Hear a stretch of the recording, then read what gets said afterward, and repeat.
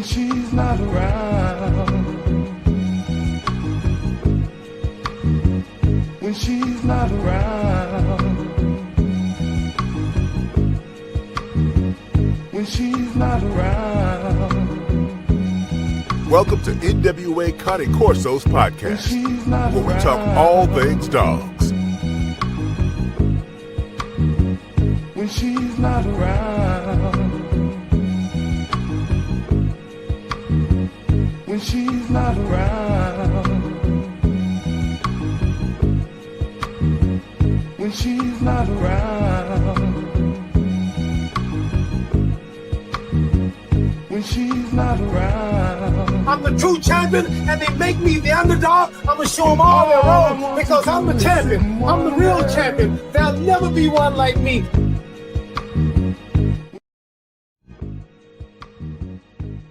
Welcome back to the NWA Cane Corsos Podcast. I am your host, Joe. If you've never been here before, we talk all things dogs. Absolutely everything dog.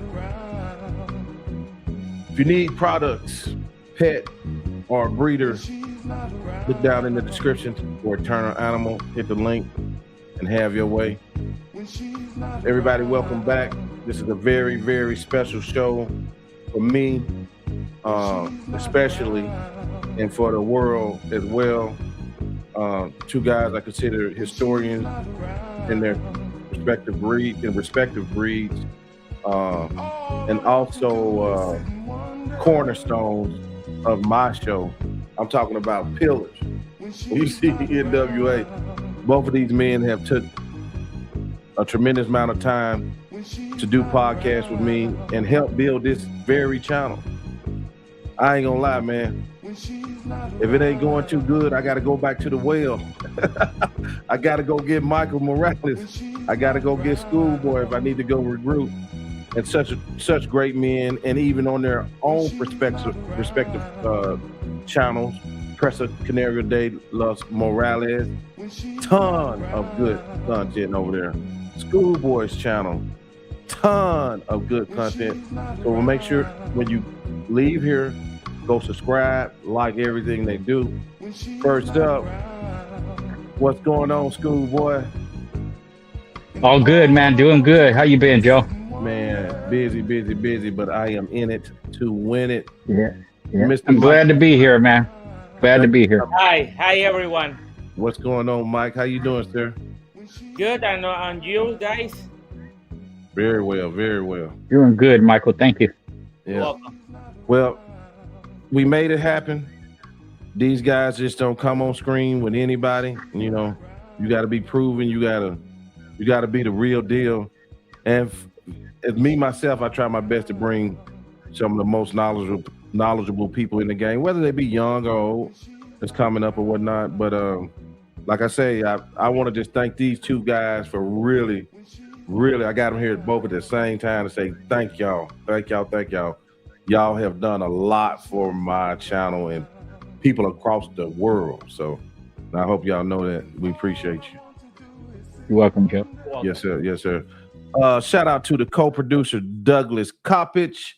He's always in the background. Doug is in the house. Yeah, they call him Big Doug. Doug. Yeah, there he is, Big Doug. I started out by myself. Doug came in. Man, what about a year and a half later? And we don't get paid for this, guys. We just have topics that we both interested in, like for real, and we just put it to the public. This is a respectful place. Let's keep it that way. Let's go. All right, guys. So I'm gonna get right in trouble as I normally do. But let's do it this way. I'm gonna pull up. Wait, I tell you what. I'm going too fast. Mr. Morales, can you tell the people a little bit about yourself before we get started? Oh, I start with dogs. Oh, very long time. But I was my main focus before, long time ago, it was with the American Pit Bull Terrier, and then I was back and forth with the Presa, and now I stick with the Presa. Gotcha. Schoolboy, you want to give him a little background? Yeah, I started with the American Pit. I had dogs all my life. We had working cattle dogs when I was young, but I started with the Pit Bull about 1978, and I was a competitor and a breeder, and then a competitor breeder. After I retired, I became a dog show judge for confirmation and weight pull. I traveled to several different countries all over the U.S., Mexico, South Central America, Europe, and I've written books and got memorabilia and all kinds of stuff. I just love the breed. So after retiring, I found a way to keep active in it without the downfall of doing what I used to do in the past. That's all way 30, 40 years ago. But, when you love something, it's hard to let it go. So I found another avenue to go through. And now, I give advice. I do have a channel and we're on Patreon. And like I said, just, it's a way for me to stay involved with something that I love, take to heart. Gotcha. Well, I appreciate that. Let me start off like this here. Let me pull it. What's up, chat? I'm not gonna give shouts out right now because I gotta get to it. But let me see here. I gotta work my computer. You know how it is. We're gonna get right into it. I'm gonna get in trouble from the gate. So here we go. Y'all see that on your screen? Yes. Yeah. Okay. So this is gameness. The definition of gameness means having a tenacious, courageous fighting spirit or willingness to persevere, especially when facing difficulty, pain, or defeat. Often described as being plucky, spirited, or ready and willing. It's a determination to keep going despite challenges, famously seen in fighting dogs, bred for it, but also applies to people showing resolve in sports, comedy, or tough situation. And I'll touch on one more, maybe three more here. Key aspects of gameness: the inherent drive to continue in a constant or struggle, even when losing or injured, courage and tenacity, bravery, pluck, grit, and unyielding will to overcome obstacles, willingness and enthusiastic readiness to engage in a task or challenge. Examples in use in animals: a dog showing gameness won't give up in a fight even if it's losing. All right, guys. So I want to start there. And Michael, we'll start with you. Mm-hmm. It's one thing to get a Google definition, then it's another thing with men like you guys who have experience in these working dogs. For the serious student of the breeds, how do you define the quality of gameness in its original context? And how did a breeder distinguish between more aggression and the relentless drive to finish the task, whatever it costs? Gameness to me is a trait. You have to, and another thing, you have to be pure. Not every mutt or mongrel can be game. It comes with selection. I would say selection. Animals have to be pure. Period. You cannot mix dog and claim they are gameness, because that ain't gonna happen. And I learned that from my grandfather. He told me a story about a mixing he did. He was beating everybody in the town. But when he went to the Coliseum to use the same rooster, that rooster run. He cannot stand up the competition in there. Mm-hmm. And I never forgot that. He was against mixing. And I'm the same way. And the animal, it's a stupidity what it is. Because the animal keep going, he doesn't know how to stop himself. Because what animal would not do that? Mm-hmm. Our dog would do that. Because of the selection we do. Right. That doesn't gonna happen in the wild. Right. And let me make a disclaimer. We're not we talking about this gameness historically. And even gameness applied to hunting, would you think that? No. It's not the same? Nah, I would know. Everything nowadays game. Okay. It's a sell tool. It's a sell tool. Oh, okay, gotcha. Yeah. Okay. Schoolboy, what's your thoughts on that? Well, all those definitions you gave are correct, and what Michael said is correct. But I just broke it down because I learned from an old guy. You know, how do you want your dog to be, or what's important in your dog? Of course, gameness is number one. You know, that's always so. That's a given, right? But within that, you know, for me, there's three things that a dog has to overcome or deal with or persevere through, and that's pain, frustration, and fatigue. They can deal with those three. They're pretty freaking game, right? But to break it down even further, for me, it's an unquenchable thirst to finish an opponent. And that's a quote from Frank Shy, which means regardless of what's happening, you're ahead, you're behind, you're broken up, you're tired, you're overheated, you're whatever, you don't quit. That's just to simplify it. So what Michael said about stupid, they're dumb like that, that's a term that people have used, dumb game, stupid game like that. And for me, it's basically a lack of an instinct for survival, or they don't have self-preservation. They don't care what's happening. They ignore the pain. They push through the frustration and you know, deal with the fatigue, because those are three key factors that will make a dog quit. Right. Those are, and it's usually from frustration or fatigue. Fatigue's number one. It's not, people think it's pain. It's not really pain. They just ignore the pain for the most part. It can make them quit. That's true. But you can make a dog quit from being tired faster than you can from being hurt. And so that's kind of the way I look at it. And one last thing, if you know what gameness is, you don't question it. You've seen it, you know it, there's no question.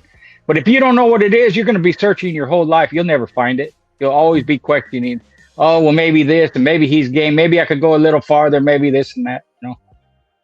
Right. And with other sporting and working animals, they have their own form, but it's not the same as a pit bull. It's not like that, you know. They just to each his own. So the gameness in the pit bull is very unique.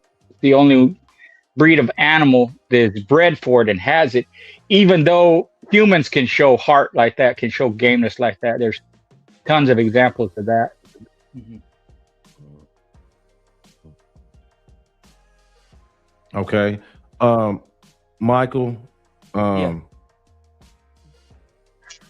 I've did some content on Presa Canarios recently, and it was they saying that it was the term game bred Presa.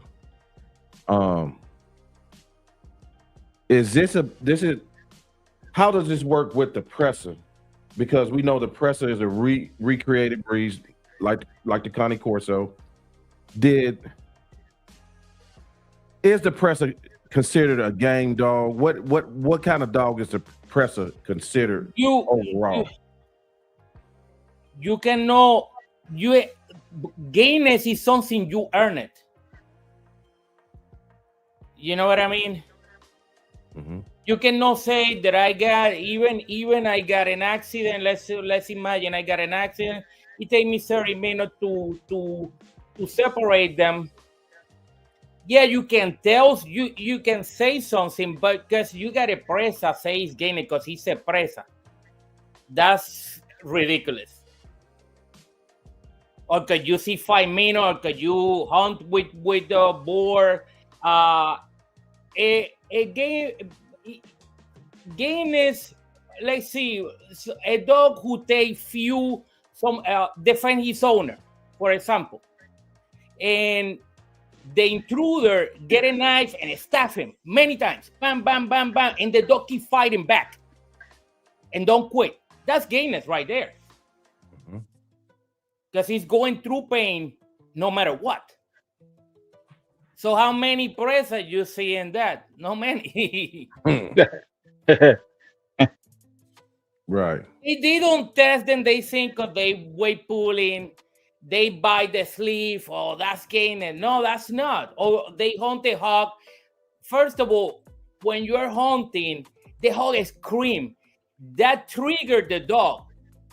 Even if it's a cur, to make him make him bigger, because he thinks he's winning.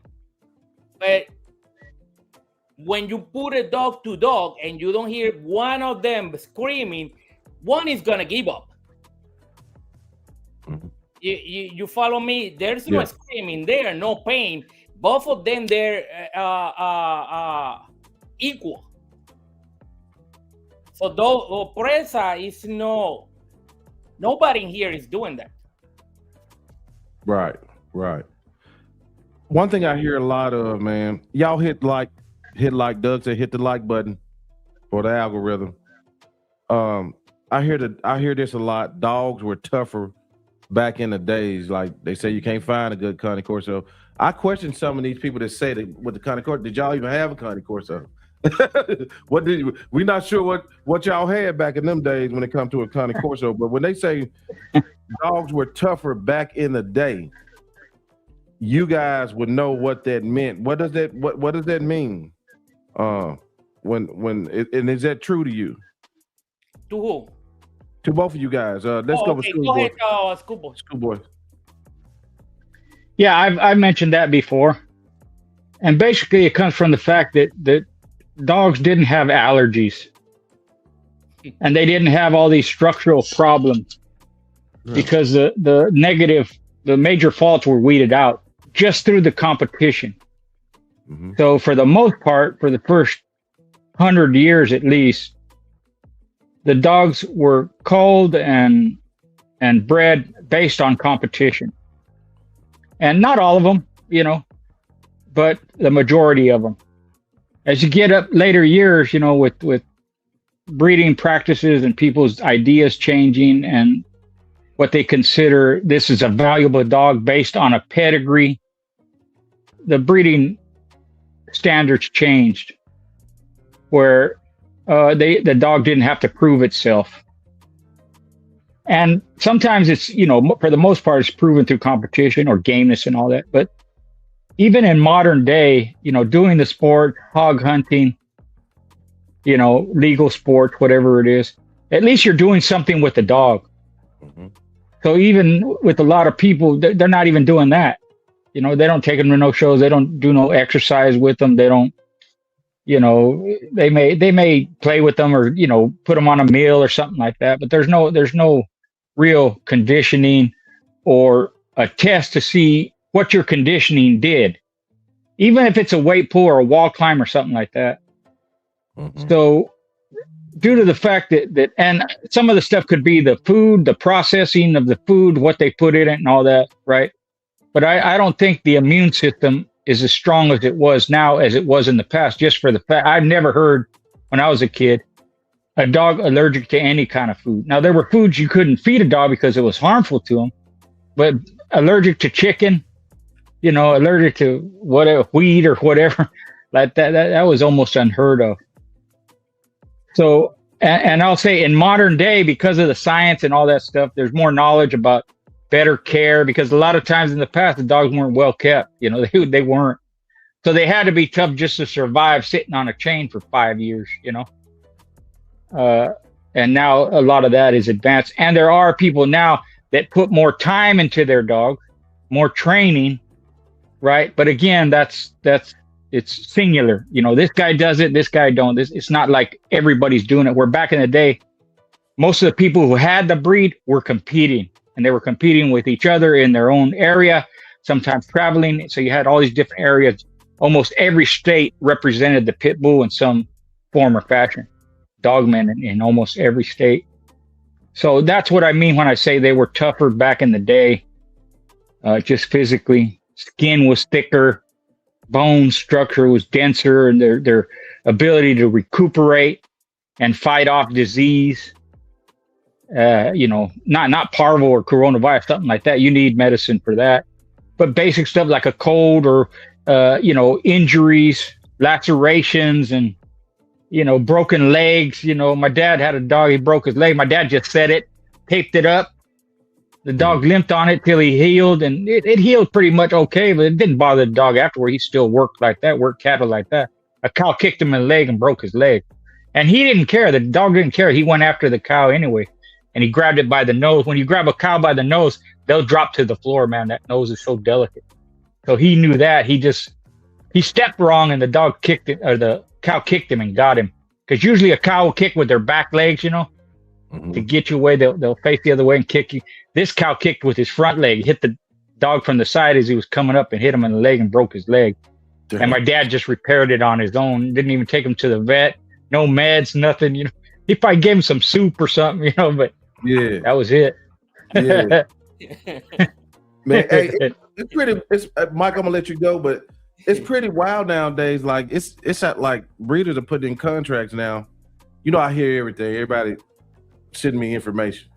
So they put in contracts now. If your dog gotta eat a certain food for your health guarantee to be valid, gotta be on a raw diet. I gotta be on a raw diet. Oh yeah, they are. Yeah. I know that. Yeah, that's crazy, man. That means, what that means? The dog is pure garbage. Yeah. Shit. Yeah. That's an excuse, and say in case something goes wrong, they say, "Oh, you didn't do what I said. You voided the contract." Yeah, it's your fault. Yeah. For that, that's what I know. I breathe for myself. I don't have to worry about that. Mm-hmm. But it's true. I love my puppies. It's the female make a hole like a wolf. I let her put in there. Old school. Yeah. yeah. I know some old school. Why not? Yeah. Yeah. I know some old school breeders still do that. Yeah. The natural instincts. I see people who buy these incubators, like a baby incubators, and put the puppies in there. That's what we got so much problem. I don't remember when I started in dog. I never hear about the heartworm. That's something. When I started, it wasn't hurt, and few other things. I don't remember about hearing about dysplasia. Dysplasia, I never see a dog with it. I see it on. We never heard about that when we was younger. Yeah. You right. No, I don't. No, we don't have those kind of problem. And then, my God, you can inbreed you can tie those dogs as tight as you want, and nothing happened. Now you tie these dogs right now. They're everybody breathing, and you see defect. Everything they was hiding up, it show up in the first litter. Mm-hmm. And we are not going. This doesn't look good. And now in Tucson, they used to hit a little harder with the stick. Now they try to avoid that. So we making these dogs softer and softer and softer. So you cannot even compete. Because if you want to test your dog, how are you going to test your dog with somebody faking it that he's going to hit it? Right. What that do good to me is somebody real attack me in real life. Mm-hmm. Training that way. And I don't believe in training. I believe in genetic first. Then you train. Right. And that I learned that from my grandfather with the rooster. You don't see those people who fight cocks.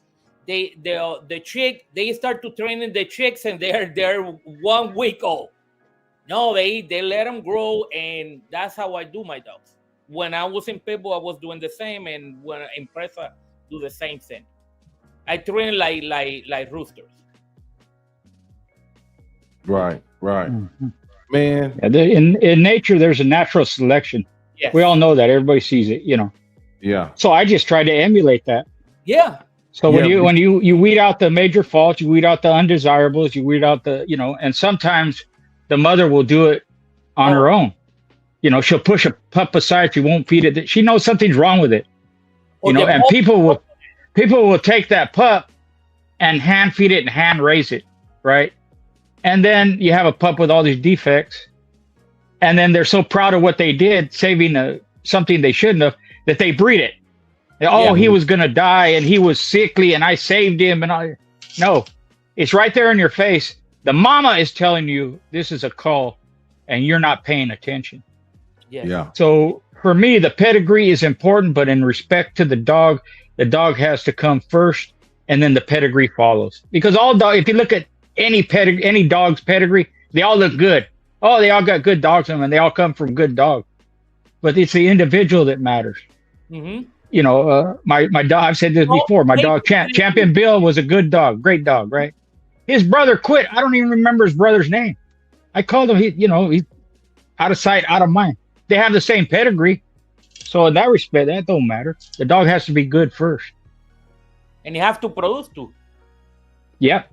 Exactly. Be able to replicate himself. That's right. Oh, let's get off into 100%. that. I want to get off into some breeding aspects. So, because I'm reading the comments, and there was people in there saying that a mixed breed can be game, which is this is going to be interesting, because me and Michael are dealing with recreated breeds, but they are set in type where they're reproducing themselves, right? Pit bulls been doing their thing a very, very long time. So all three of us have been breeding for traits, right? And trying to keep traits and trying to eliminate certain traits. Now, the people in the comment sections look like they may be Bandog breed, mixed dog breeders. How are they able to keep traits? I know it's one guy in there that made his own breed, but how can a mixed breed keep traits going when you mixing them?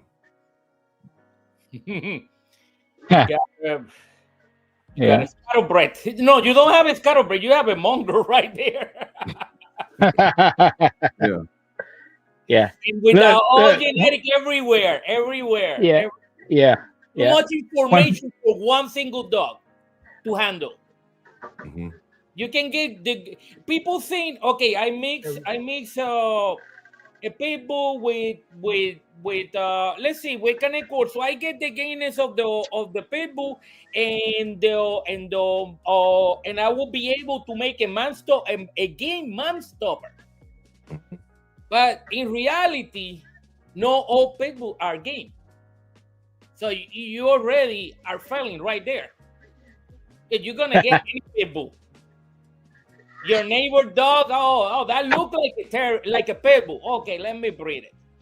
But it's not. Even test dog, even like a Schoolboy was saying, 2 brothers and one quit and the other one not. Mm-hmm. So no all people team. That's true. Well said, Michael. Look, whenever this topic comes up, people will always make those comments. Well, I had a game German Shepherd. I had a game this and that. That's true. A game mutt. Yeah, that's true. That I've seen them myself. Right? I don't know where it comes from, but they are. But those are anomalies. Those are exceptions. You don't make that the rule. That's just something that happened in for whatever reason. Everything came together. They're right. This dog likes to fight, and he don't quit.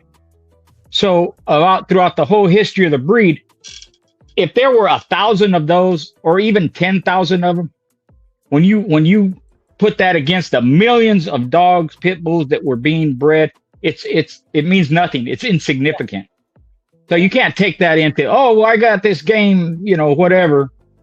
That's that's what we got. When you're breeding dogs together, when they're mixing dogs like that, breeds like they have the cockapoodle and all that, whatever that crap is.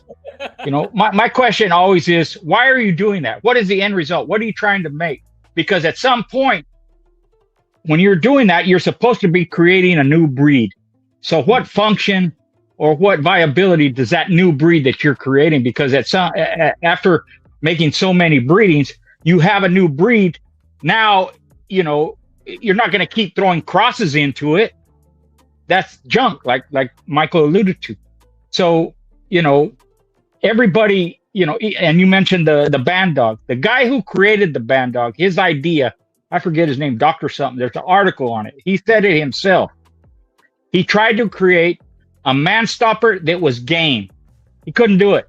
Was it Swinford? Yeah. Swineford. Yeah. Yeah. Uh-huh. Yeah. Okay. Right.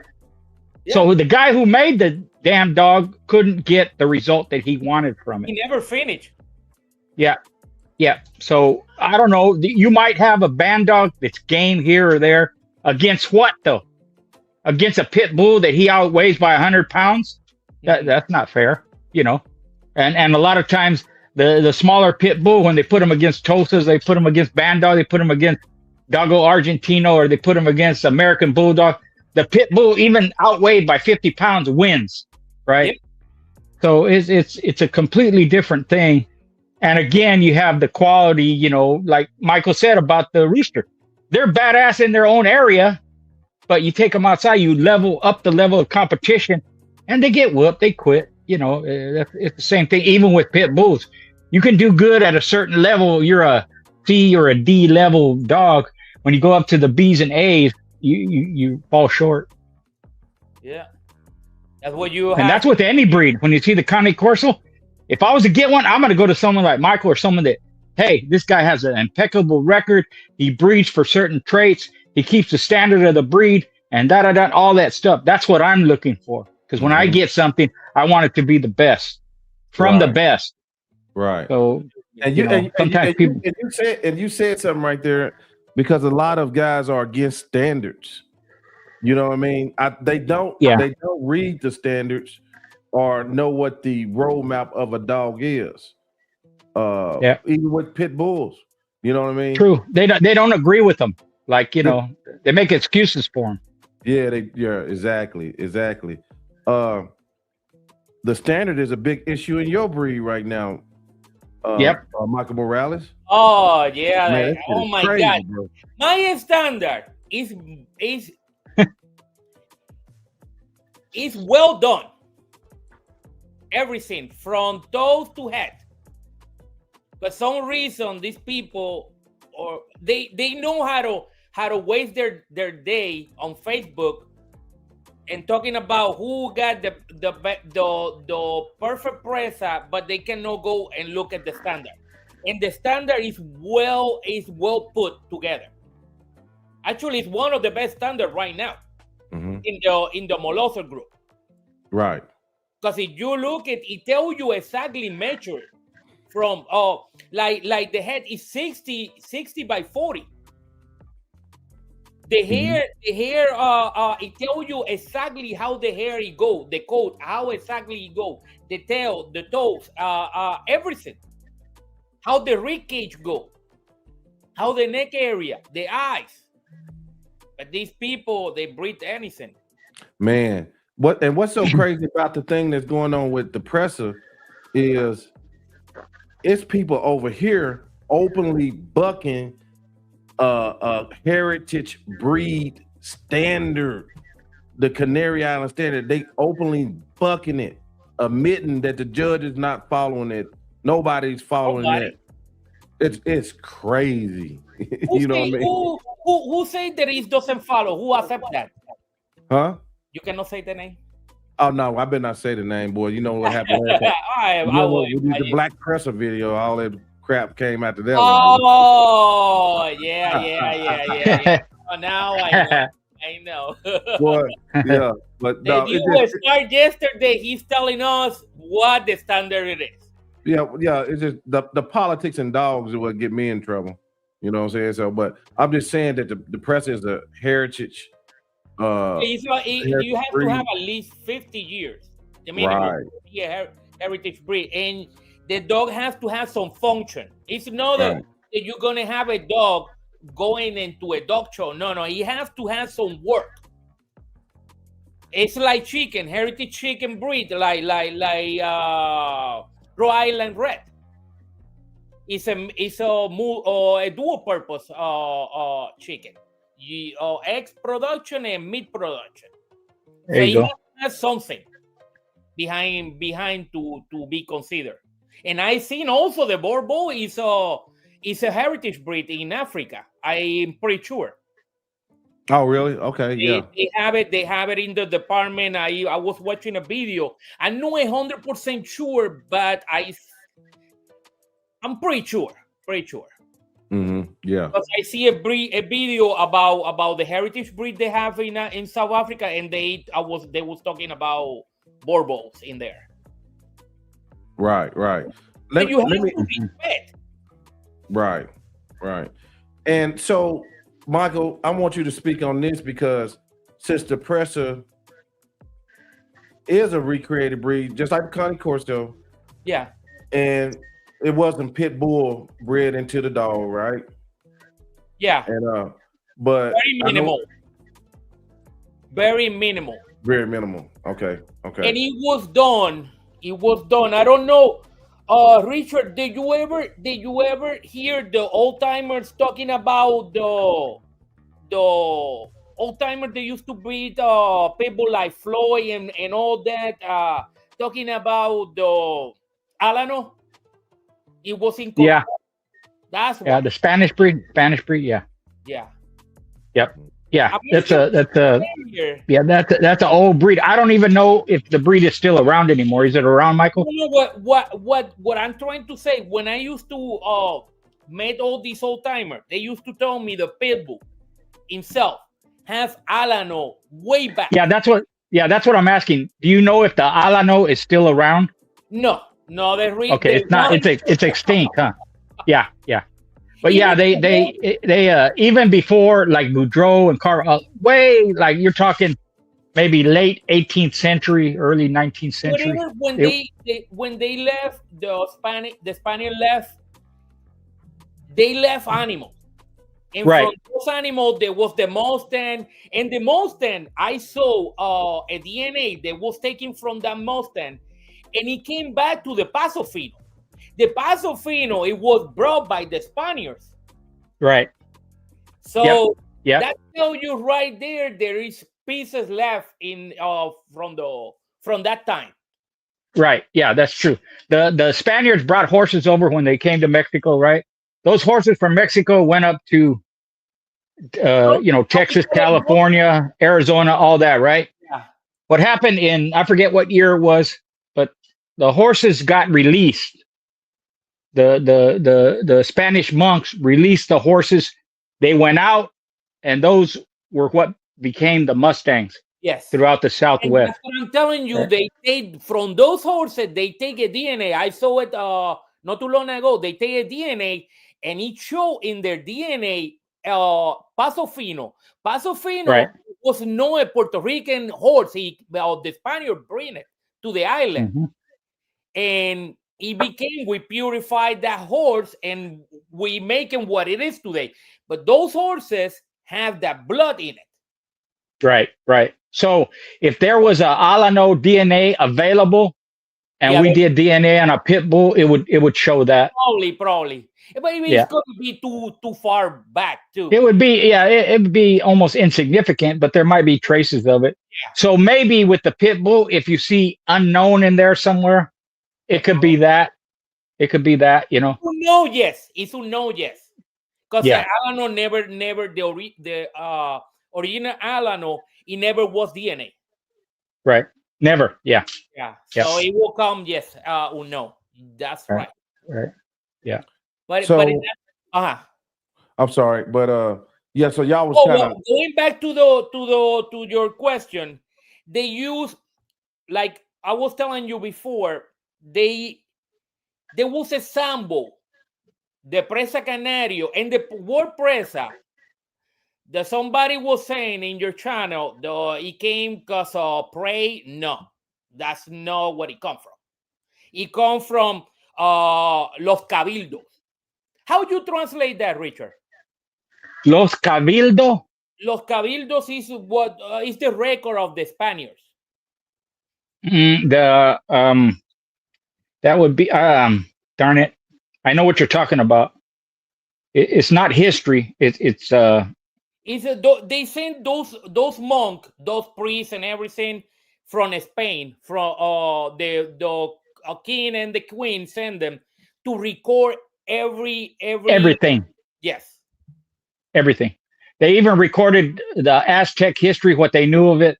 They recorded all the plants, all the animals. They record who came over, with the Spaniards.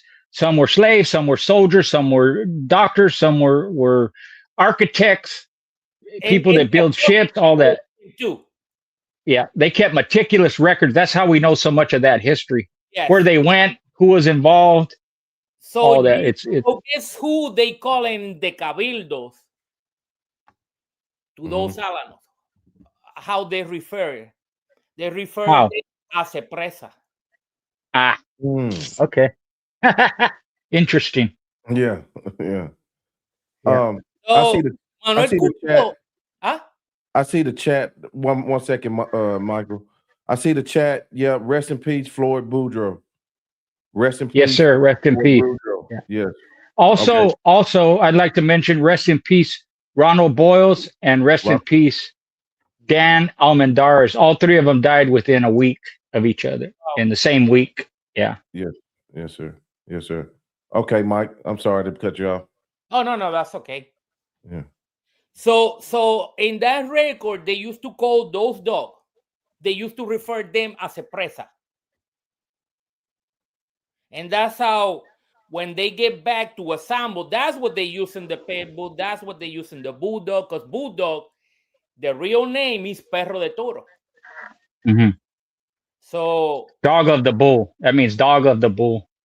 They was using with those nasty bulls in Spain to fight them. Mm-hmm. Yeah. And that's what all those dogs is to recreate, to bring back that old dog they used to go to war with them. Because if you don't get those pieces out, you cannot assemble that. And let me tell you, at the beginning, work phenomenal until the dog start to getting famous. And now when people start to asking, oh, the dog is too small, I want to be, they're going to start to mixing. Why my dogs always come pure? 100%. And what the other breeders came, no, 100%. Yeah, the Presa, yeah. It's some recent looking, it's some recent mixes for them to still be pop. I'm gonna tell you, man, that Presa, man, I breed Alibi, and I saw this white dog. I wish I put the picture up, but I don't want to offend nobody. But that dog, some of these dogs got to have Alibi in them, bro. Yes, they do. They do have it. I breed them, man. I saw one. I said, man, you're right. Dog.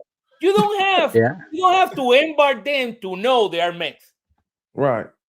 And and these people import so many dogs from outside, they don't even know what they are. Yeah. And then when they come in here, voila, they are they are mud. Right. For that, I spend all that money. I use my neighbor's dogs for that. Yeah, but the pit bull has been used in so many breeds. It's crazy when you think about it. I was I think I was looking a little earlier. It might have been used in the boxer, cur dogs. I mean, bull terrier. There's a comment I saw, not to be disrespectful, but the pit bull did not come from the bull terrier. The bull terrier has pit bull in it or fighting dog in it. The guy who invented the pit bull, his son wrote an article and specifically stated the bull terrier was not bred as a fighting dog. It was bred as a show dog. But because it has pit bull in it, fighting dog in it, bulldog, whatever, they'll fight. And some of them, like I mentioned before, they'll be game. But what Michael said is true also. The war dogs, right? So if you go back 4,000 years to ancient Mesopotamia, Sumeria, Egypt, all that, they used molossers. They used what's the other one?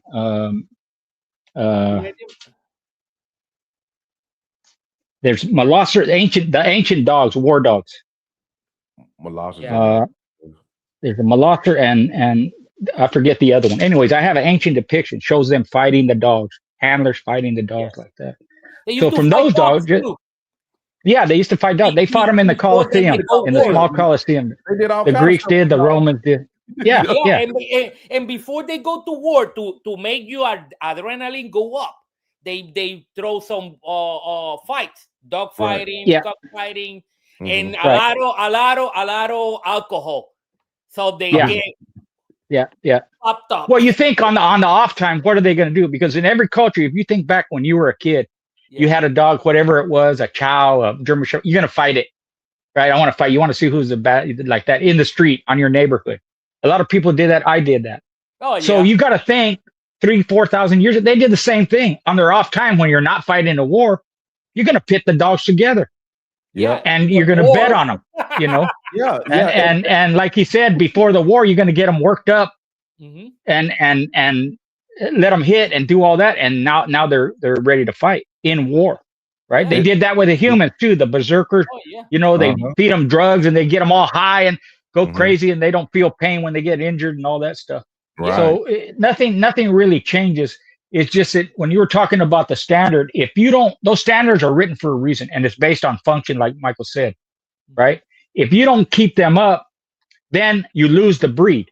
It goes away quick, right? And when these people are adding this and that much, whatever other breeds, if they don't have a purpose for doing it, they're going to get whatever they get. And then the reason they're doing it, why? It's basically their ego. I'm going to reinvent the wheel. I'm going to make something nobody else has.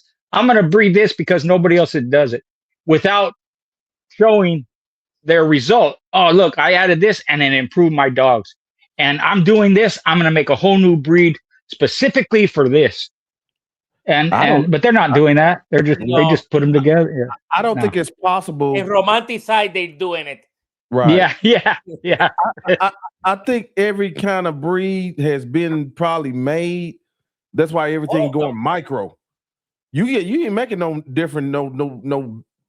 Not really. Dog. You know, if you are, you're going to have to do it like that Russian guy did, which took him 25 years. He took jackals and he took hound dog and he took this and that, and he made specifically a bomb and drug sniffing dog. Oh yeah, I know. Right, Yes. right. Right. There was a thing on PBS. Jackals, yes. After 25 years, he got this dog. In his mind, he said, "I'm not finished. I got another 15 years to go before it's perfected." Right. Mm-hmm. So if someone's doing that, I'll respect them. And look at the result. Look what I got. I got a different kind of man stopper. They're working at the airport. I saw that at the airport. Yeah. They never miss. They don't miss. Right. Yeah. But look how long it took them to do that. Yeah, they took a long time. Yes, you're right. And these people want to make a breed in 2 years or 3. Yeah. That's ridiculous. German Shepherd took 25 years to like that. Yeah. Yep. And it was because Hitler. It was a lot of cooling and trials and this and that until they perfected in Harry. And that 25 years is in Harry. Mm-hmm. Mm-hmm. And look at what they did, the DDR. Those was killing though. I bet you those dogs, they have a lot of gameness in them. Right. I would agree. Kill a human. You have to be. And remember, Hitler. What we are doing with dogs. It's like people say, "Oh, I'm gonna make my line." While you're doing that, and look at my pedigree. When I looked at pedigree, there is nothing I would do that I know this. Maybe 1 or 2 dogs they are good, but the rest they are mongrels. How are you gonna clean that shit out? Yeah. Mm-hmm. What are you focusing on? Me because for me, even when I made an outcross, usually but I'm making an outcross to a different bloodline, but that dog has to have similar traits to what my dog has. Yeah. Mm-hmm. Right. But the fighting style, the structure, like that. But in Presa, the problem is when you look those pedigree, they seen everybody's food, and I see a lot of mongrels in there, a lot of mongrels. Yeah, Corsos. So how you gonna make a line when you do all those outcrosses? You do it with the same breed. And look at what you say. Yeah. You do it with the same breed, and you look in the same traits because you don't want to lose those traits. They're valuable to you. Same, I do the same. I look at dog who like to play dairy, who like to finish. I call him the finisher, but unless I let one go into a human, I will know he's a real finisher. It's something that I cannot do ever. But if one day somebody push me, try to break in here, we're gonna find out is there finisher for real. Yeah. But they are kind of dairy. My dogs are a little dairy, and I like that. When I was in a pit bull the same way. I like finisher, and those are hard to find. Yes. Yep. Let me ask this question right here. Which kennel is currently breeding legitimate pit bulls? Is that a trick question? Well, I would only, I've been out of it so long, Joe, I couldn't really say, but popular, probably Tom Garner is the most popular. Yeah, he's the most popular. Yeah, and he's been breeding dogs for a lot of years. Right. I'm not familiar with the dogs, and one of the reasons I do that because I'm so out there, Joe. Man, I would hate something I said to get somebody in trouble in the wrong way. Right. That's why I said that's a trick question. Yeah. But he's public. There's no problem talking about Tom because he's public anyway. He's public. Yeah. The thing is, you say you're talking about somebody, and then they do a DNA, and then it shows there is no pure. Then they're gonna blame on you. Yeah. Like that. Yeah, that's what I don't like. Yeah. Hey, Mike, even in my group, I don't allow people to sell dogs or puppies or stud service, nothing like that. I don't want to have nothing to do with it. Nothing related to that. Nothing ruins the group more than puppy sales in it. Yeah. But I just want to do it. I mean, we don't have that much problem. It's in other breeds. Because in pitbull, they have their standard is in the square box. Yeah. And we don't have that in our breeds. So right. Everybody do a show like, the dog bite the sleeve. I pretended that I hit him very hard, but I just robbed him nicely so he doesn't quit. And that's how they sell. Yeah. For me, like I'm outside the Presa and the Cane Corsos and all that, but dogs like that, even German Shepherds, for me, what I would be looking for is, okay, we have these breeders and trainers that sell dogs. Who are they selling them to? Do they sell them to, let's say, police? Do they sell them to security businesses? Like my friend in Panama who passed away, rest in peace, John. He had a security business, and he's from Venezuela originally. And we did some dog shows, pit bull dog shows in Panama. I judged him. But he used to supply the mouths to all the military and police in Venezuela. He's from Venezuela. So they had 10,000 working mouths in Venezuela and another 10,000 being trained. So when he came to Panama, he kept his mouths. He had a security service, and that's what he used them for, right? For security. So if I was going to get a mal, I would get it from John, someone like that, who has that reputation, that experience, that he's got some horror stories with his mouths, about being man stoppers like that. Do you ever hear about Luis Cámara in Puerto Rico? Sorry, no. He used to have a company of. That's how I learned about guard dogs because of him. Yeah, see someone like that. That's who I would go to. Yeah, he used to sell people too from Tom Garner time to time. Sometimes. Okay. You have very, very badass dogs in there. That's how. But in that time, my God, there was I will say 90% of the dogs they used to guard very good. back in the 80s, 70s. Mm-hmm. Even Now, across the board, Dobermans, Rottweilers. yeah, pretty much. everything is- All Yeah. the, Yeah, they that's used to true. they used to do what they was bred for, but now Mm-hmm. we got these problems. Since I blame the bully people, because when people start to understand the bully was made up, that's when everybody start to make them their own stuff, and stop respecting the purebred. Mhm. Mhm. Let me The make function. that's what I start to see. Everything it was turning the other way, the wrong way. Because before you can make a bandog, because our shit, it was so pure. Did you put anything with anything and you can make a bandog out of anything? Mm-hmm. But you cannot sustain that dog. Because bandog, it doesn't sustain itself. It doesn't reproduce itself. It's like I try to do agriculture in here, and I buy these tomatoes from Walmart, and I try to reproduce them. But when I put it in the pot and I grow them, and I got the fruit, the tomatoes are very tiny. They're hybrid. Mm.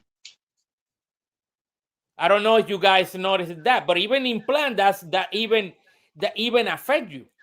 Mhm. Yeah. Oh yeah.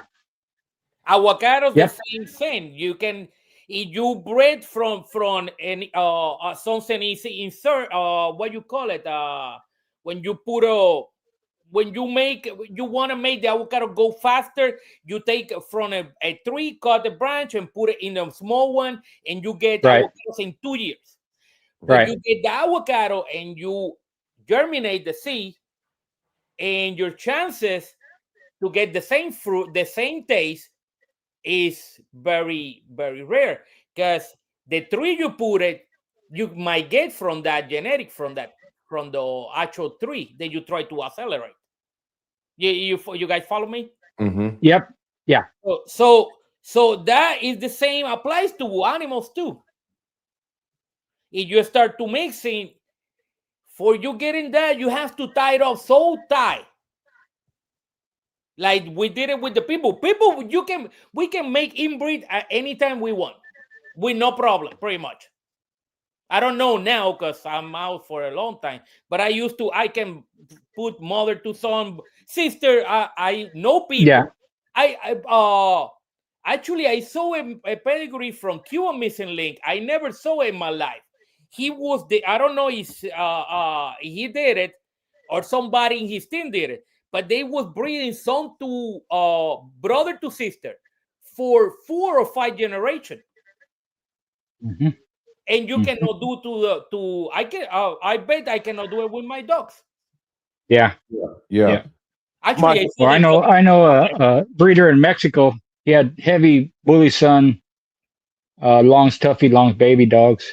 He inbred them for 25 years straight, every which way you could. He never went outside his yard for 25 years. Brother, sister, father, daughter, grandfather, granddaughter, mother, son, back to brother, sister, by father, daughter, like that, just over and over and over again. And again, he was a competitor, so he competed with his dogs, and he called hard and only kept the best ones. Any major flaws, he called them out like that. So until you can do that, you really can't inbreed dogs, Yeah. But he's right with pit bull, like the red boy dog. You could inbreed the hell; it don't matter, Yeah. It's been done over and over and over again, every which way. Yeah. So let me ask you, with the outside dog, you cannot do that. You can't do that. Yeah. Right. Let me ask this question to Michael from 416 Canine out of Canada. What's up, Yellow? Wouldn't Presas be considered a bandog that have a closed gene pool, which solidified the type to become the Presa breed? Wouldn't I mean, my dogs, I can talk about my dogs. What other people do, they're probably bandogs. Actually, a bandog is a big word. Bandog is a dog who can work. If your dog doesn't do any work, you cannot call that. It's a mutt to me. Right. But traditionally, a Bandog is a pit bull and a mastiff, correct? Yeah, actually, you don't have in Spain. They do it many different ways, and it Okay. works. But they know the breed cannot sustain themselves. And what I do, they take the F1, they breed and get the F1. They breed two different breeds, get the F1, and if that work, they try to make the F2. And the F2 work, they go to the F3. But after that, they stop. If they get to the F3, they stop right there. Because there's nothing more to desire. They like very hot dogs. And when I mean hot animals, I see them. They're you get into their yard, they will kill you. But they know how to do it. To that level, I see them. So a presa, yes, a presa is a breed. And a presa, you can find them pure. It's a lot of whatever is happened. When I came back to presa, I noticed there was a lot of changes. And there was no for good. There was more to please the eyes, not to please the needs of the people. So to me, a presa, it should be a guard dog regardless. It should work in a farm regardless. To me, presa should not be in a show. That's what we got. The problem we got, or a sport. It has to be. That's my opinion. That Okay. we should test in those venues. Because in sport dog, we got the Belgian Malinois. The Belgian Malinois, they are the Formula One of the children. Then they follow the German Shepherd and the Rottweiler. But I see in sport nowadays, it make it soft. And if you start to selection from a sport, you make him soft, the dog. You have to test hard, breathe hard, and test hard. Right. So you can keep it going. And about Presa being a bandog, Presa is not a bandog. It's a dog doesn't pass the Ember test. It's not a Presa. It's like a pit bull. It's a pit bull doesn't pass the test, the DNA test, and it show other breeds that it should not show today. Any breeds, it should be, because those dogs, they've been bred tight for many decades. Yes. So you should not see a pit bull with a quar of bulldog today. Did they have it? Yes, they do have it. But way back, all the old bulldog stuff. Yep. But it should be clean by now.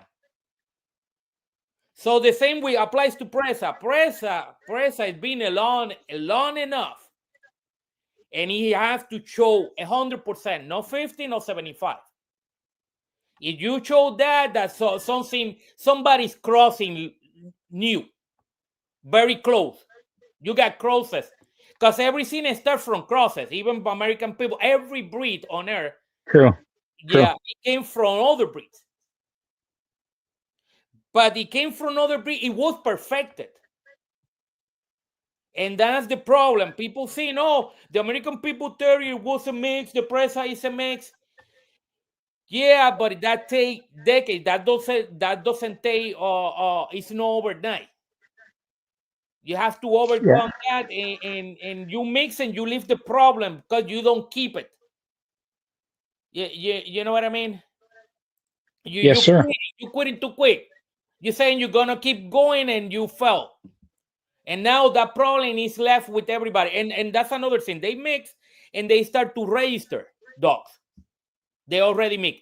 There is a lot of unregistered dogs come from Germany right now. And from some part of other countries. They don't register their dogs, and they come in here and they are Presa now. But when they was in their country of origin, they are no. I mean, in the other countries, there was no Presa there, but here they are. Yeah. Something I know. Y'all done. Oh, Mastiff, Michael. That's the dog I was thinking of. The Mastiff and the. But when I was speaking earlier, Mastiff and Molossers, those were original fighting dogs. Okay, yes. Yeah. Oh, yeah, I remember now. Yeah. So y'all talked about this. Y'all answered this many times on the show, but I gotta ask it again. We'll start with you, Schoolboy. I know my thought process, but you guys are way more experienced than I am. How far back in the pedigree does it matter when you're breeding dogs? And I know the pit bull community is different because, like, historically, you know, the dogs in the back, they're gonna, you know, it's an American, it's an American worship dog. So it's a bunch of historic dogs. But how much, as a breeder, how far are you looking back in the pedigree for what really matters? For me, the first 4 generations are the most important. Mm-hmm. And it's always the dog in front of you that matters the most. Then his parents, then the grandparents, and then, like I said, after 4 generations.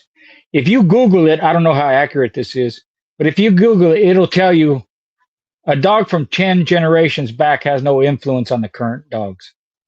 Right? Now, what they mean by that, I don't know. I'd have to research it more.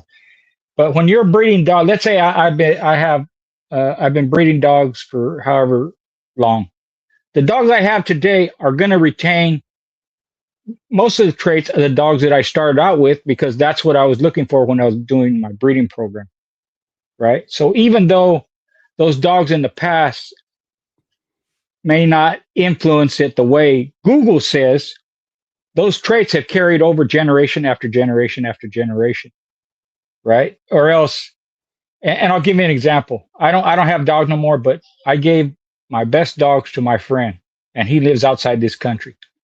So my blood has been going for 40 years.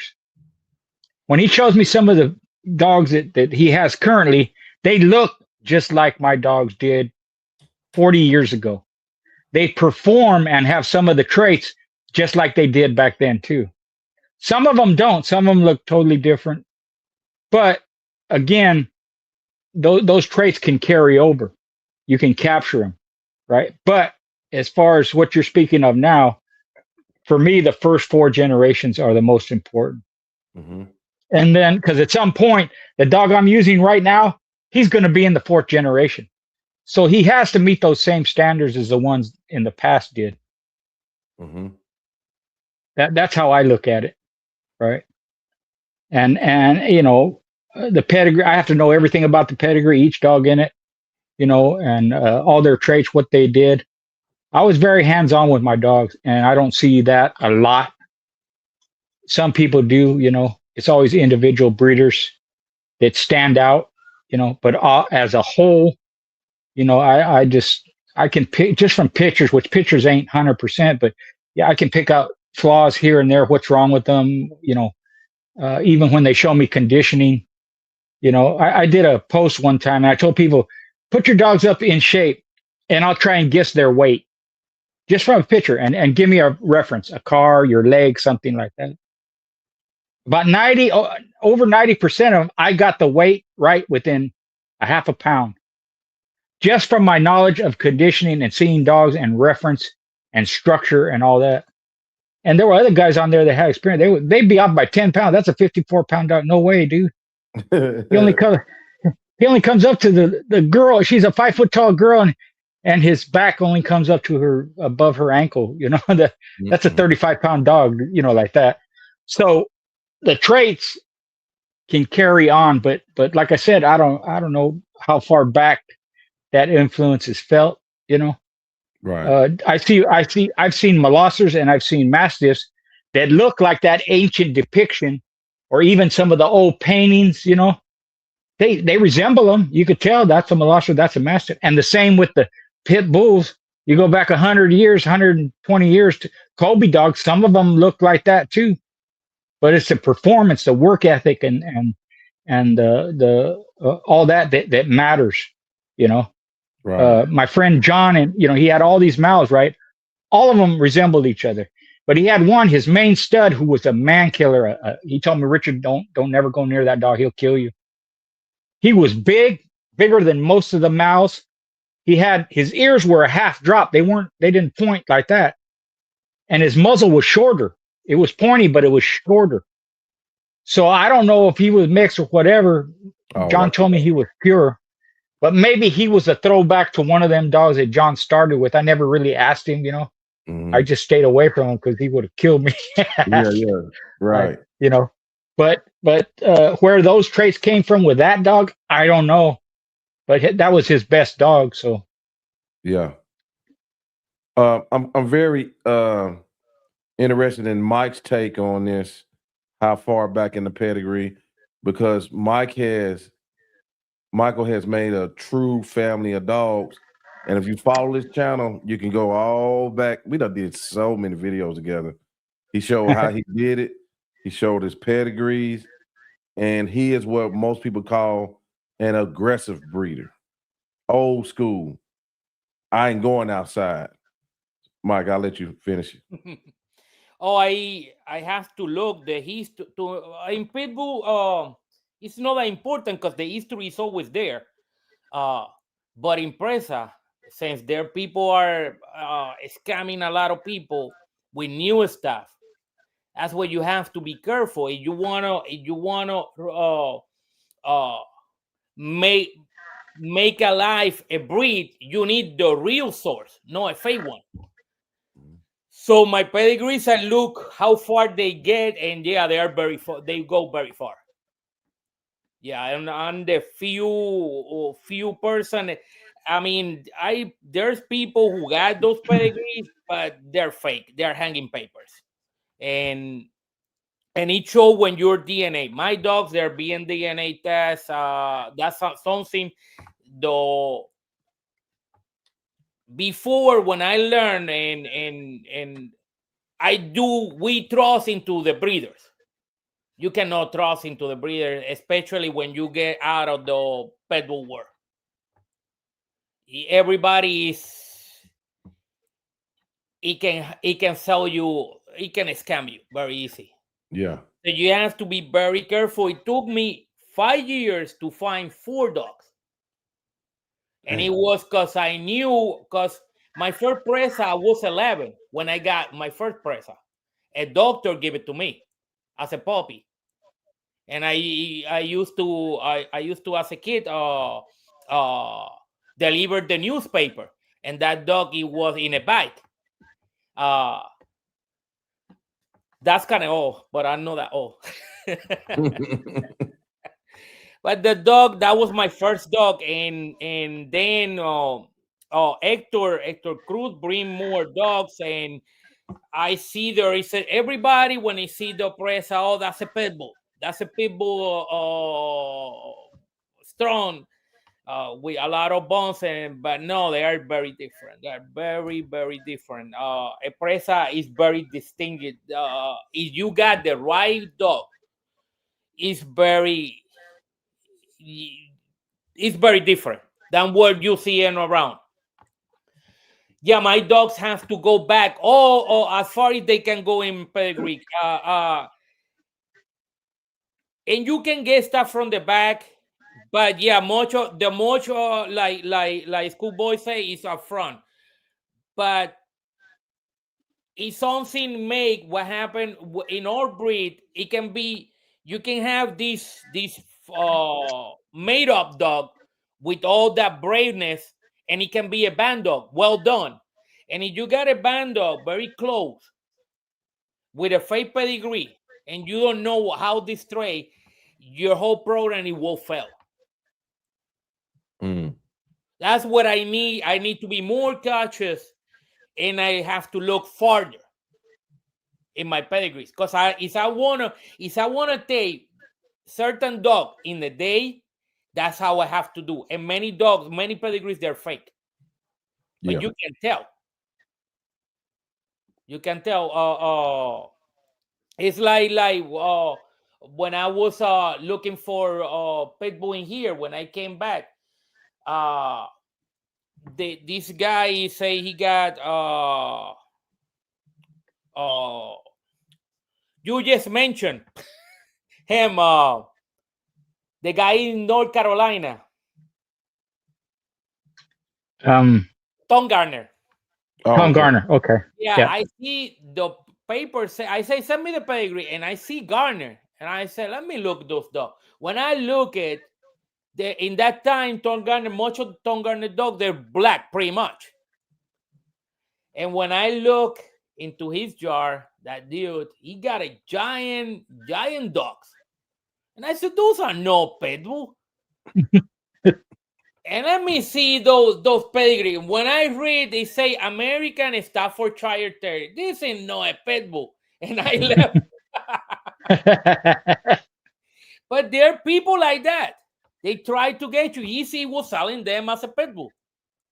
And when I see that he say I got some Garner stuff, I said, let me take a look and see what he got. And when I find out it wasn't, it's the same with Presa, same with Cane Corsos, same with everything.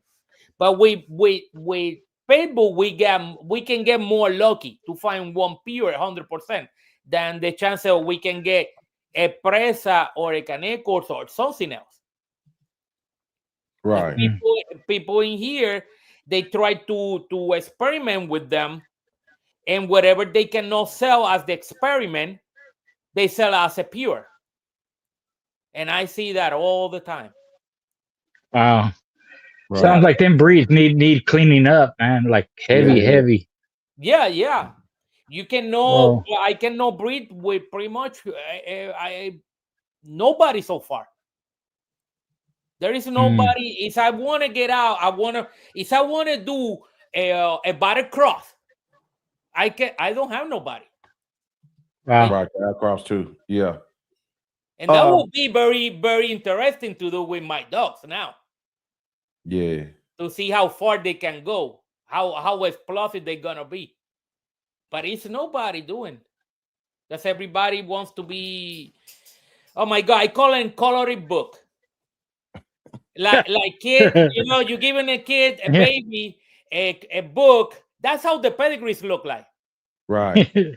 Right. Yeah, like you giving a toddler. Mike, you wrong. Red and blue and green and yellow. You see all the colors. Yeah. You wrong for that, man. I thought about what you said the other day. hey, why are we talking about coloring books?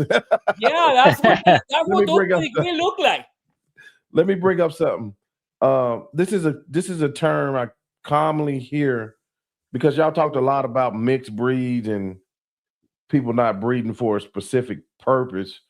Yeah. And I think one of the terms that they use the most is, some people I think hide behind this term, is hybrid vigor, also known as heterosis, is the phenomenon where offspring from crossing two genetically distinct parents or lines are healthier, larger, more fertile, or perform better, high yield strength, disease resistance than either parent, showcasing superior traits from a combination of different genetic backgrounds, like in corn, crops, or even specific dog breeds. Yeah. Hybrids often exist. Okay, what's its first? F1s. The strongest effects are typically seen in the first generation. Here's my question. I'm gonna aim this to you first, Michael. Can hybrid vigor be maintained in a family of dogs? It depends what you want to. First of all, to get the F1, to get to the F1, you need purity. And that's the problem. Where are you going to get it? It's so much corruption in dog breed. Mm-hmm. So that in there is a recipe to fail. Right there, the F1. The F1 you need. Let's make it, for example, a Presa Canario, but it has to be pure. Yeah. This is something that I've always been told, and I think I might have heard Schoolboy say it too. Yeah. When you're doing something like that, it needs to be pure on both sides. Yes. Right. Then- Yeah. Bam. That's the Then original you go. definition. Right. Yeah. But But here's the thing, Joe. Here's the thing. That purity, that F1 is a 50-50 outcross. That means there's two dogs that are not related, but they're the same breed of dog. That's where people get it mixed up. Mhm. When you're talking about bringing another breed of dog and breeding it to another breed of dog, that's mixing. That's not outcrossing. Right. So they have to be from the same breed of dog, not related to each other. You outcross them 50-50, put them together. That's where you get hybrid vigor. Yeah. Now, He talking about after the that, you F1. could, you can retain vigor, but hybrid vigor comes from an outcross. You don't retain hybrid vigor when you take that F1 and breed it to one side or the other, or even breed it another cross to another. Well, if you breed it to another cross, then you have hybrid vigor again. But sometimes the words get kind of mixed up. The hybrid vigor comes from outcross, but you can retain vigor within your dogs, right? Through line breeding, even inbreeding. But people get that mixed up. I see it all the time, even with pit bulls. They're calling mixed breeds outcross. That's not an outcross. That's mixing. It's not even close. If you use another breed. Right. Yeah, Mhm. that's a mix. That's Right. where the F1 term came out from mixing. But Oh, really? Really? Oh, okay. It doesn't have it doesn't have nothing to do with pit bull because we don't do that in pit bull. Yeah, right. Game dogs. Okay, got you. Thank you. Outcross. The what they trying to do is get this new dog, and it was working. Like I was saying at the beginning when everybody keep everything pure, you crossing two dogs and you call an F1 and you get that bam in there. Then you do the F2. Sometimes you can do the F2 and you can get it again. But the F3, the Spaniards, I was talking to them because I said, what is so intriguing about everybody wants to make a Bandog? And they explained to me how they're doing it. But he said you cannot do that with any dog today. You can do it that in the past. And I remember somebody gave me an F1 and it was explosive too. But it was somebody who breed it and he cannot have it and give it to me. And it was kind of like that. But it was because of the purity we was holding. Now, everything is so mixed and corrupted that you cannot make those F1 anymore. Yeah. You cannot make hybrid vigor anymore. Yeah. A lassie might fall out. Collie might fall out the line. Yeah. Well, that's what happened, Joe, is because there's so much junk behind there, Uh-huh. when you start tightening up what you consider your line of dogs or family of dogs, that junk comes out. I don't know why. I don't know what the science is behind it. But when you inbreed stuff or close, tight line breed, all the crap comes out. Yeah. So And you may have two dogs that looks like Cane Corso, but they have a bunch of crap behind them. You breed them together, they don't look like Cane Corso no more. They look like a mutt. And that's what Michael was talking about, all that corruption, all that junk that's behind there. That was the embark test before the embark test, because the whelping box don't lie. You inbreed, you breed close. What's ever in there is gonna pop out. That whelping box gonna tell you. Yeah. You know what I mean? Yeah. So and in pitbull game, people are more straightforward. Because if your dog jump the fence, oh boy, you don't want to be there. And you don't want to be the owner of that dog either. Yeah. It's embarrassing. They're gonna follow you forever. Yeah. You're right. That's what it's like one. I forget what professional fighter said it. But he goes, you don't know how embarrassing it is to get knocked out in front of 10,000 people. It's the same thing when your dog jumped the box. That's embarrassing, Yeah, it because is. that's what people remember, Yeah, everybody will remind you for that. Mhm. Yeah. And in our staff, nobody in el Cane Corso, nobody, even both breeds came out from fighting, but it was not like we do it in America, like we got all these rules. It was like a boxing match with rules and regulation and everything, corners and everything. They was doing the Cane Corso behind the alley. Oh, let's fight in these two dogs. Yeah. And same with Gotcha. Presa. In Presa, in the 50s, it was legal in Spain. So everybody was invited to see that. It was like a family gathering, and they see a dog fight. That's what the root of my dogs are, from those dogs. Mm. And I'm not promoting dog fighting or nothing. Yeah, we're not doing that, no. But it is important for what I do that my dog come from that far. Because if they are new, I will not be able to pull it out, that thing. I got a dog. I don't know if you ever hear. I got a dog. It's been bit 7 times by 2 rattlesnakes and the rest cut him out, and he's still alive, kicking. Yeah. How that toughness? It comes from those dogs behind. Correct. If I have a new dog, that dog from the first bite, it will be dead. Yeah, Gone. yeah. That's what we were talking about earlier. The durability, the toughness. Yeah. It's been retained. Yeah, and that dog, every time he get bit, he eat the freaking snake too. Yeah. But there is a rule in here. There is a rule. You kill it, you eat it. Yeah. So he understands. Same here. Yeah, same here. Yeah. But that's amazing. It goes back to what y'all was talking about earlier, that you didn't hear about all these diseases in dogs. I never had a dog as when I was coming up, hip dysplasia. You never had none of that stuff. None of that.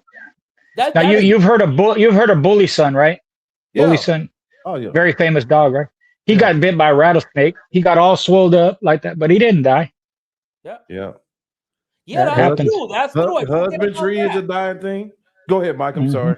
No, I forget about that. You're right.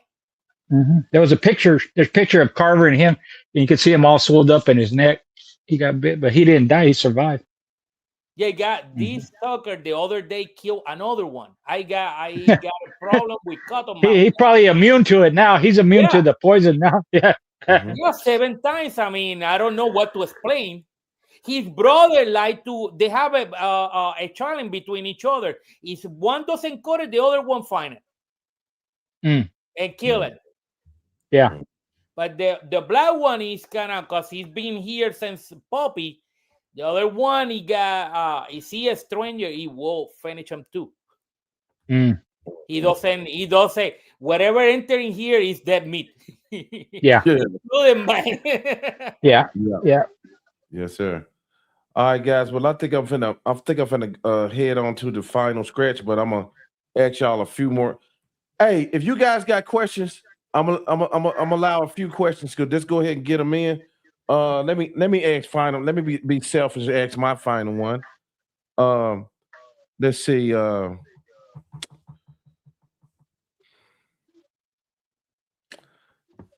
Schoolboy talked a lot about preserving the standards. Y'all hearing a lot of that now, especially on my channel. You've been hearing it from almost day one, that the standards tell the purpose of the breeds. People always say function, but the standards tells the functions as well of some of these breeds and things like that. But what is the single most important lesson modern breeders now, today's breeders of functional dogs can learn from the old timers, I'll say, regarding health and longevity that cannot be found in a DNA test? Well, I'll say just like when I was growing up and the dogs we had growing up, the dogs should be exposed to all kinds of stuff, including different weather, different food. My dogs would eat anything. They'd eat salad. It didn't matter. Whatever you shoved at them, they'd eat it. And the kids would feed them salsa and chips and candy and all kinds of stuff, right? And when you expose them to different environments, cold weather, hot weather, mud and crap and all that stuff, and let them kill animals, chase rabbits and squirrels and eat them and whatever they get a hold of, chicken, whatever, right? That's what helps with their immunity. That's what helps with their durability. Along with that, if you have a dog, whatever breed of dog it is, whether it's a pit bull or a Cane Corso or, Doberman Pinscher, why do you have it? If it's a pet, then it's a pet. Don't expect any more than that. But if you have it as a working, functioning animal, then you have to have some standards. And generally, what this dog was bred for, it should do that. And I'm not speaking about the pit bull, but the pit bull, you can hunt with it. You can do legal sports, conformational, all that stuff, right? Within that working dog can be your pet, can be your protector, your companion. Take them anywhere, do anything with them. Teach them some commands, teach them some obedience. And I think I said it on your show before too, Joe. If I had pit bulls today, that's how I would present them. If I was selling a puppy, this puppy's healthy, he's had his shots, conformation good, no flaws, no sickness. This is the pedigree. It's true. If it's a grown dog, for my benefit, I think it would help. I have this dog and he'll work a treadmill, he'll work a foot pole. He knows how to sit, lay down, whatever. He's house trained. He's a family dog, good with children, like that. So that's always my question to somebody. Why do you have the dog? What is it for? And if it's a pit bull, the same thing. What do you have it for? Because you like the breed. Most people are infatuated with, it's a fighting dog. 90% of the time, they ain't fighting shit. Yeah. It's a dog. It's a dog. So why do you have it? Right. That's how I look at it. That's what's important to me. Why do you have this stupid dog in the first place, man? Right. Yeah. And boy, y'all, that breed, man, that pit bull breed has been used in some of the most popular breeds, your bully breeds. And when something bad happened, y'all start pointing at each other. No, it was the bully. Yeah. It was the pit bull. Yeah. When it's something good, you got pit bulls in it. When it's not, no, there ain't no pit bull. That's not a pit bull. Yeah. But Michael, any advice just from the knowledge you have on health, longevity, before DNA testing and the tools we got now? Oh my God, we breeding the dog pure. They never get sick. Actually, I see that dog that I have that I was telling Richard that I have from Czech. She was so tight, but she never gets sick. Nothing. She was super healthy, super game. That's and you look all those dogs, all those pit bull. That's what much of the people I see me want to tap into the pit bull. They don't know why, but I think that's one of the reasons. And the gayness, the supposedly gayness, that they think every dog is gayness, and it's not like that. Well, my advice to people is keep it pure, keep it respect heritage breed, and that's including the pit bull. Because if we keep on destroying, mixing, all these dogs, a pit bull have a long history, and it can be tracked, everything. Right. So every time you mix, you're destroying that, and you make unhealthy dogs. You're helping other set, but you don't helping the pit bull. And then you breeding that same back to the pit bull, and now we got problems that we never had before. That's right. You need to be honest to yourself. You have to be true with what you're doing, and stop. And that's what the shelters they're full of mixes. Yes, You sir. don't see, they My- say pit bull, but when you go there are no pit bulls. They're bullies or something else. They sure do. Look, when you go in them pounds, you be like, Yeah, "He's a they lick say, "Oh, I dog." have a pit bull." When you don't Yeah. go there, it's not. It's not. Right. It's right. not. Yeah, it's So they Yeah. something Great else. advice, Mike. That's great advice, Mike. A real one, Yeah. a real one. They probably had to put down anyway. But this is a great question, y'all guys. If you got a few, I'll just take a few. We're not gonna take many. But do you think the rise of the internet hurt dog breeds? I would like to answer that one first. Hell yes. Hell yeah. I mean, because We all agree with that. Yeah, the bullshit Yeah. can come to the front. All you got to do is be good with camera work, and you can push the bullshit to the front.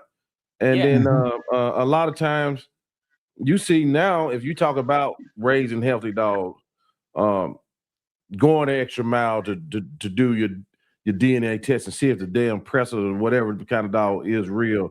Shit, you get scolded for that. Why I got to do that? Blah blah blah blah blah blah blah. You know. Hell yeah, the internet is hell dog. There's a lot of, and the dog media ain't no different than the regular bullshit media. You know what I'm saying? The bullshit dogs to the front. Yeah. Bullshit Yeah. dogs to the front. You know, Joe, when people become infatuated with a breed, whether it's pit bull, cane corso, or any other breed, and they don't ask questions. They just take and believe whatever somebody said. Like you said, if you have a nice show, you have a nice background, and you have graphics, and you have some music like this and that, and you talk like you know what you're talking about, exactly, people are going to believe it. I got the best dogs in the world, and they done this and that, and blah, blah, blah, and nobody checks that this guy's got 2 dogs. He bred them together. He don't know where they came from, but he's got nice graphics, and he knows how to speak in public, and they believe him. They believe and I tell people question what I say. Don't believe me just because I'm Schoolboy or I'm on the internet. Fact check me, because everything I say is the truth, so I don't have a problem with it. But so many people don't check, and they believe this guy. Oh, I got this blood, and I got Mayday, and I got Bully Son. And so what? Everybody got that. That means nothing to me. And when I'm talking to a pit bull guy, especially, in 5 minutes, I'll know whether he's full of shit or not, whether he's real or not. It doesn't take much. Just take a little conversation, a couple of questions. And I see so many people repeating. Sometimes they repeat stuff that I said, which it's okay, but at least admit it that you got it from me, Or they read an article that Earl Tudor wrote 50 years ago. Yeah. And I call them on it. That you didn't make that up. That's Earl Tudor. That came out in our friend and your friend and mine magazine, the Pete Sparks magazine. That's a letter from Earl Tudor, you liar. Like that. I don't hear from him no more. Yeah. But that's I think, people are gullible. One word that you say that I use a lot, and it was when I met Don Mayfield. He say escaro bread, and I don't know what the heck he was that shit. I said, what the heck is that? And he say, because he say, how many wins you got? How this? And where your dog are bred? And I told him, because since day one, I was very good with pedigrees. And I think it was because my grandfather, I think. I don't remember how I learned that. But that's what everybody took me on their wing, because I was somebody, it was worth it to be teach, because it was not too much to be done with me. And I was very respectful and follow. So he told me, oh, your dog style is different from each one. And I said, yeah, you are right. I said, you're right. And he said, that's a scar breeding. And since that word is stuck with you, yeah. I stuck with that word forever. He traumatized me. Yeah. Right. He was so hell bent on purity, pure this, pure family, and all that. That's what he talked about. My grandfather, my grandfather, with the story that he mixed a cockfighter, a gallo fino, with a Fison, and he get the super fighter in the all the kids. He beat every kid, but when he went to put money on that mix, that shit is wrong. And he said, I will never do that ever again. My grandfather used to have very nice rooster. I used to go with him since I was very little. I born in Long Island. As soon as he find out that his first son born, because he never have a son, he hit the lotto with me, and he went and picked me up as soon as I was ready to fly, and he bring me to Puerto Rico. And he was doing that back and forth. I used to go, oh my God, since I was a very, I don't remember it was the first time, but probably I was 3 or less. I was going into fight with him to see his rooster fighting. And I grew up with hearing them talking about rooster, how they breed. I don't know if you hear a guy, Alberto Betancourt in Puerto Rico is Don Mayfield. He got his rooster so tied up. And he's been doing it for a long time. Since I remember who I was. That guy has been doing that. Or maybe before them. And that's how I adopted that method.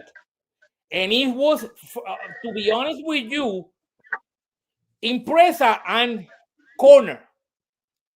Because if I breathe outside, I got the chance to lose my trait. Yeah. So it's a big risk. It's better to stay in than out. Yeah. I can almost guarantee you what Michael is talking about. Yeah. What ruins breeds. That's how those breeds, some of them that we talked about, became extinct. That's how they lost them. The Alano, and then you see some, even the dog the Aztecs had, lost. Yeah. Now they could have been eradicated, but that's real hard to do. There's always an outside influence. Usually it's the breeding. They take it and mix it with something else, and then you don't have the pure breed no more. And then eventually all the influence is just gone. Yeah. So that hasn't happened with the pit bull. I don't know what the hell's happening with the Cane Corso and the Presa Canario. I hope it gets cleaned up. And because for me, I don't care what breed it is. I love to see the breeds preserved. Yes. And the best way to do that is through function and athleticism and giving them a purpose, something to do, working them like that, Right. That's what'll keep the breed alive. Right. And breed the best to the best. Breed the best to the best. That's how you keep them alive. Right. So I know one day I'm going to have to talk to somebody who really mixes dogs, because I be hearing things, and I'm wondering if the handling, or these guys are really good handler, because when you're breeding purebred dogs, we are always fighting to keep traits. You know what I mean? And I just wonder, just me myself, I always wonder, how could you do that if you constantly mix dogs? You know what I mean? Yeah, you can't. You can't. Yeah. Right. Even if they share some common traits, there's so much behind there. You can't pinpoint, like, where is it coming from? Like, how do I capture this particular thing so that when somebody, like, people used to come to my yard and they go, Richard, all your dogs look the same. Yeah. Well, they were all related, some closer, some more distant, but they're all related. And I had a particular build that I liked, and there's variances within that, but for the most part, most of them look the same. And the only way to do that is through your breeding program and capturing, retaining, and then having animals that are able to produce those traits. Yeah, to replicate themselves. Right. Yep, exactly. So last question. Angelo, what's up, man? I got your message. That was You fun. say that. He says, I got a question. How many more years will Gameness last in the APBT world? hey, somebody came right behind him and said, Gameness will last till eternity.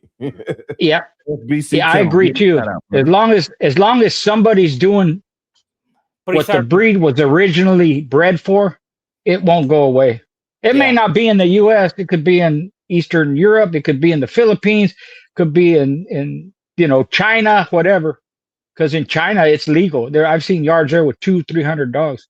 Oh yeah. So it'll never go away. Just like people think in 10 years there's not going to be no pit bull anymore. Yes, there will. It's not gonna. The thing It's is, not gonna because they go away. don't hear it, they think they're gone. Yeah, right. There you go. It might Yeah. be a good thing that they don't It hear is it as good. much. It is, people ask me where to find those dogs. I say, no. I know a guy who have, to this day, the same dog that he started with. And he's been over 40 years with the same blood. And he's still doing dogs. And he got those Mayfield dogs. Those Air Tudor. That's how he started. And he's still with the same thing. Dibo dog. Yes. Yeah. That's the daddy of all of our dogs. Most 99%. Yep, it sure is. Yeah. And Mayfield, if he has Mayfield, it's down from Vogan and Sunshine and those dogs. Those were some of the last dogs he had before he passed away. Yeah, but everybody have pure. And Pete General. Did remember that Cuban guy, Grand Champion Midnight? Oh yeah, Jesse Rod. Jesse Rod. Yeah. That's right. Don't refuse to say that dog it was a son or grandson of Pit General. Yeah, he would have to be a grandson. Yeah, but now whether that's true or not could be true, but he can't be a son because from Pit General being stolen to Midnight being born is 20 years different. But it could be his sire. Well, those faces, they are very distinct. Mm-hmm. Yeah, and if you see a picture of Midnight, you'll notice he has kind of a short muzzle. Yes, that's a Dibo trait. The Dibo dogs have that short muzzle, strong jaw, short muzzle, like that. But the papers say something else. Yeah, the papers say Holtz Jeremiah bred to his mother. Yeah. And I remember I saw what it was his name, his grandson from oh my God. He became grand champion as well. I have that dog one night at my house because I live close to where it was the treadmill show. Oh yeah. So the dog stayed. What it was his name? Grand champion. It was that Cuban guy who won it. What it was his name? He became grand champion as well. That dog it was the same as Pete General too. Mm-hmm. So even past all those generations, remember those what Air Tudor, what Don Mayfield was doing, tied it up so hard. Yeah. So even past years, and that shit is still coming up. Yeah. Yep. Because they were so inbred, so they retain that blood. You know, it's still today. You know, I think Jesse Rod's. I don't know if he has dogs or not, but he bred all around the Midnight and his sons and daughters and all that. You know, he had a lot of good dogs. Have one. It was he made a grand champion. And he was looking like Pete General, the same thing. And those dogs, I see them; they are very, very, very forward. I will say. Mm-hmm. I don't see that much mouth on them, but I see they keep pushing. They don't care about much about what's winning or losing. They kind of like Gameness on them, right? And that's something they was looking into them when they made those breeding. And that doggy was stolen. Really? No, I'm talking about Pete General. Oh yeah, he was stolen. Yeah, that's what we don't have. No, and same with 357. So. There will be a bunch of his offspring or related to him, and we never know. Yeah. Eli was stolen too and never returned. Yeah. Eli Jr. was stolen, but they returned him. They got him back. That's being lucky because Yeah. and they breeding with those dogs and they hanging papers on the offspring. Yes. Yeah. So you never know where those dogs really, and when you breeding, you don't know what you're doing. You don't know. Yeah. Because you don't know the real bloodline. You don't know where to and that's the only problem we used to have in a pit bull. But in Presas and other breeds, the problem is more serious because at least they was breeding pit bull to pit bull. Yeah. Mike, you steady. Mike steady. Throwing them down. Boom. Boom. Mike steady. Big difference. Yeah, no, big difference. Yeah, he's right. Yeah. And these people think they're gonna reinvent the wheel, and what they're doing is screwing everybody. And now training, they know how to fake training. Yeah. And now they make look these dogs. They are the real deal. I know dogs. I know a guy who's saying a lot of dogs in here, and he's afraid of dogs. It is a lot of breeders afraid of dogs. Yeah, it is. Yeah. He's afraid of dogs. He's afraid of dogs. He showed biting, a lot of biting here and there, but you put a dog with big cojones in front of him, he runs.